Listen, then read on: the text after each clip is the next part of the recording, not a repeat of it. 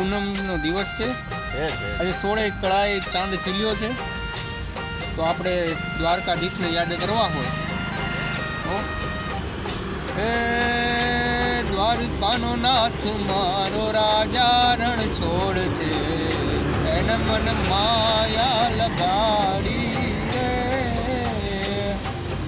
એને મને માયા લગાડી મારા વાલા, તમે બધાએ મને માયા લગાડી રે.